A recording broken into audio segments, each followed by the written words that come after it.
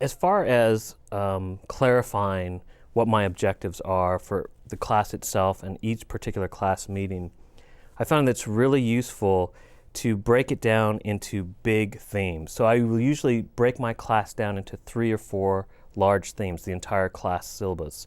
And then each class meeting, I will try to break it down into 3 or 4 themes. And so what I recognize is that students, again, have lives outside of my classroom. And so it's really important that I reorient them to what we're discussing in the class. And so I will usually spend the first few minutes of class reminding them of where we've been in the discussion so far, or what context this class is, or what we're trying to do in this class in this particular context, and then also where we're going. So it's a very simple where we've been, where we're going. And then throughout the course, if after point 1, for example, I will quickly check students' understanding. And one of the benefits that I have in teaching prospective teachers is I can use techniques that they might use in like an elementary school classroom. That might seem odd for a college classroom, but it's a quick way to check understanding. So for example, at the end of a theme or if we're reviewing for an exam, I can ask students just by a show of thumbs up if they really feel like they have confidence in what we covered and they understand it, thumbs up. If they have absolutely no idea or confused, thumbs down. Or if they're kind of somewhere in between, thumb in the middle.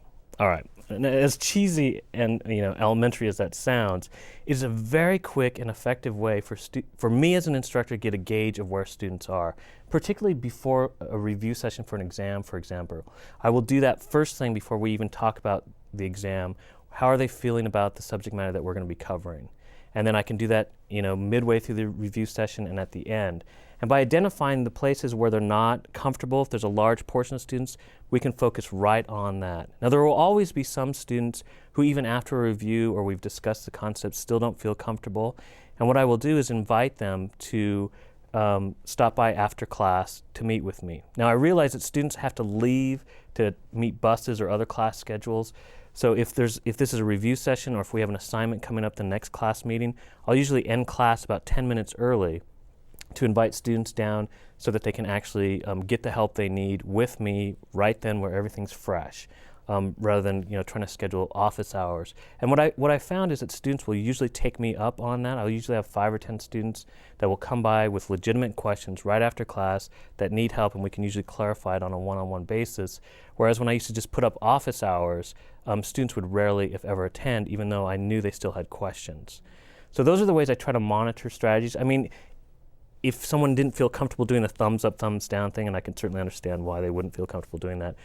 The electronic clickers, I've done it with those as well. You can get a quick gauge of where students are and particularly what questions they're doing well on or where they might need some more help. But I think that's essential to check that out periodically, certainly before an assignment's due and certainly before an exam during a review session, for example.